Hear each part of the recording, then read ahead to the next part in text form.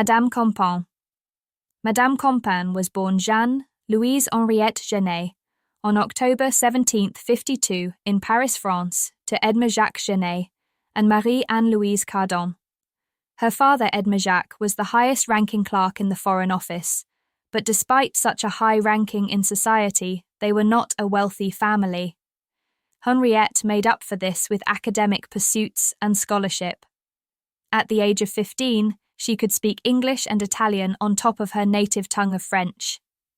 Henriette gained a reputation for her academic accomplishments, which earned her an appointment as reader to the daughters of King Louis XV, Madame Victoire, Sophie, and Louise, in 1768. Later, in 1770, she became a femme de chambre, or chambermaid, to Marie Antoinette. She was married to Dominique François Berthollet Campan on May 11, 1774, the day after the death of King Louis XV. Her new husband Dominique was the son of the secretary of the royal cabinet. For the occasion, King Louis XV had gifted her an annual income of 5,000 livres, or $1,000, as dowry before his passing. On October 31, 1784, their son Henri Berthollet Campan was born. Later, in 1786, she was promised a position as the première femme de chambre, the first lady in waiting while serving as second lady in waiting. This role required her to prepare the royal clothes, cosmetics, and other affairs concerning the Queen's wardrobe. She even was a guardian of Marie Antoinette's jewellery. Her role was also one of the few positions at court that allowed possession of the keys to the Queen's rooms. This royal role gave permanent access to the Queen, and often Madame Campan served as a go-between to the Queen for others.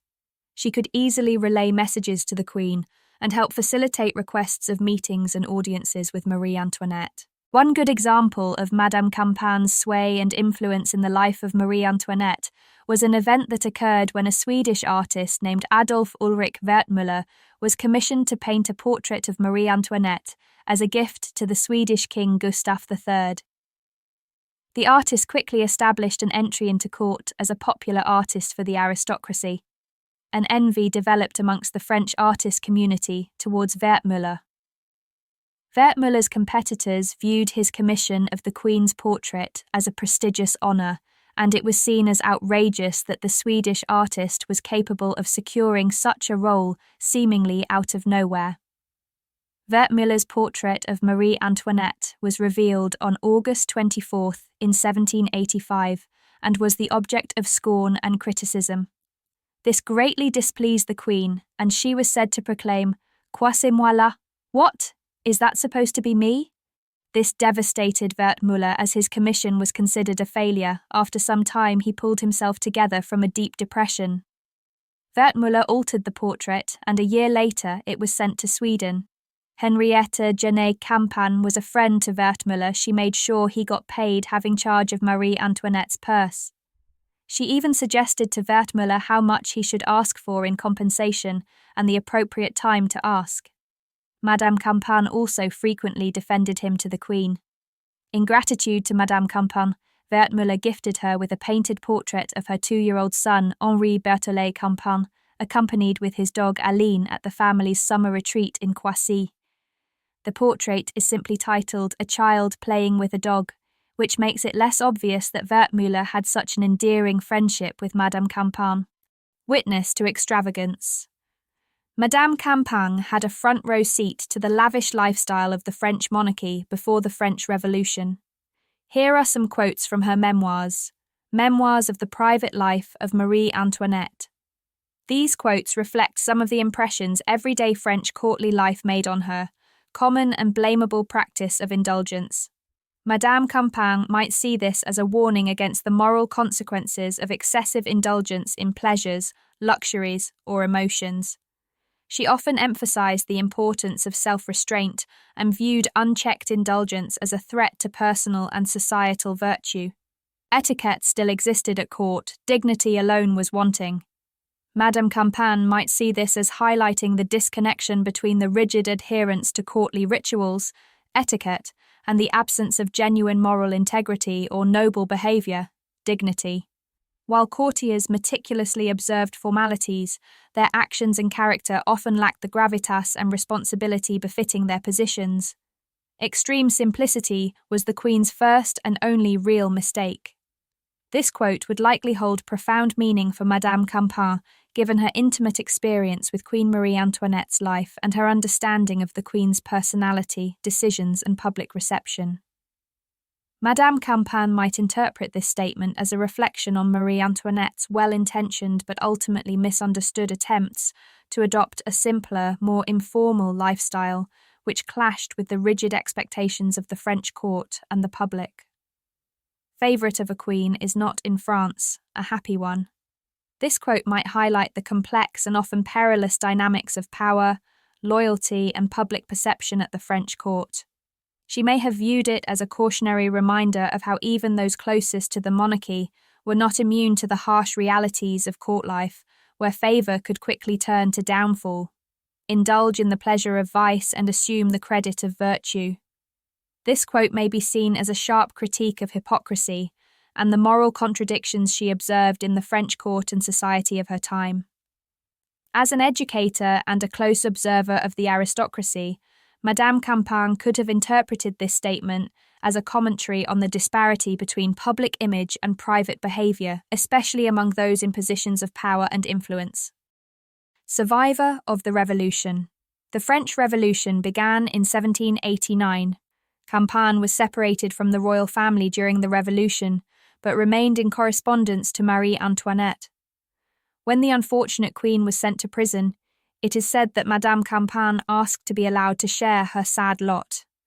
Her request was denied. She was briefly imprisoned but avoided execution due to her low political profile. Her house was pillaged and burned, and she took refuge with her sisters Madame Augier and Madame Rousseau in the countryside of France. Despite Henriette being a favourite at court and her exposure to the finery of courtly life, her marriage wasn't a happy one, and she separated from her husband Dominique on the 4th of June in 1790. In February 1793, she rented part of the Le Château de Coubertin in the Chevreuse Valley with her sister Madame Adelaide Augier. A year later, on the verge of being arrested and sent to the scaffold, Madame Adelaide Augier unalived herself after the execution of Marie Antoinette. Madame Adelaide Augier was a close confidante of Marie Antoinette and one of her most loyal ladies-in-waiting. She even had the foresight to secretly give Marie Antoinette money before departing from her in their last meeting. Madame Campan took in her daughters. Although separated from her husband Dominique, Madame Campan looked after him when he took sick, which took away most of her annuity along with his gambling debts and caring for their son, all if this left her severely impoverished. She cared for him until he passed away in 1797. Educational pioneer, Madame Campan was determined to overcome her losses.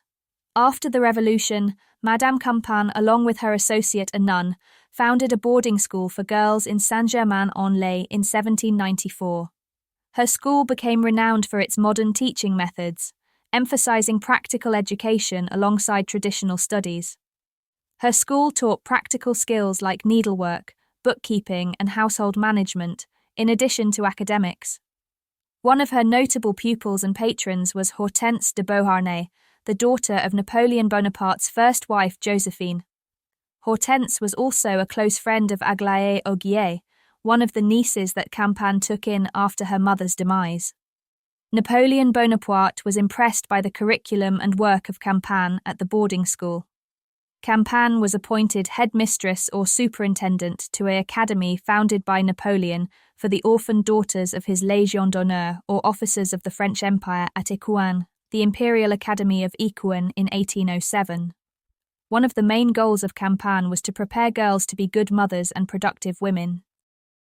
Royalists often criticised her for continuing her work after the fall of the monarchy, though she remained largely apolitical. The school was closed down and her position ended in 1814 during the restoration of the Bourbons. Campan was denounced as a traitor by royalists and heavily criticised for accepting the favours of Napoleon Bonaparte, whom they deemed the usurper.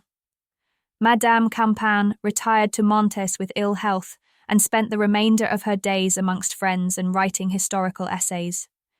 She held a great sadness with the loss of her son in 1821 at the age of 37, and the disgrace of rumours and criticisms made about her after the restoration of the Bourbons.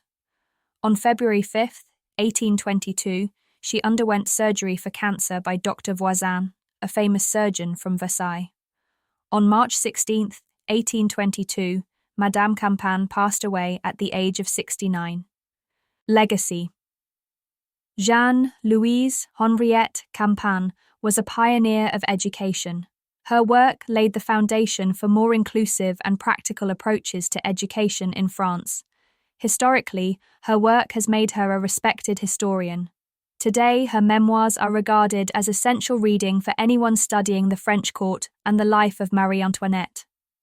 Madame Campan's life spanned one of the most dramatic periods in French history, and her resilience and adaptability make her a fascinating figure. Madame Campan bore witness to France's most tumultuous periods and managed to survive the fall of the French monarchy, Reign of Terror, and Napoleon's rule. All the while, she managed to carve a new life for herself and family. Madame Campan's life teaches us to remain resilient, value education, and strive for personal growth, even in the face of uncertainty. Her story reminds us that we can leave a lasting impact by empowering others, staying true to our values, and adapting to life's challenges.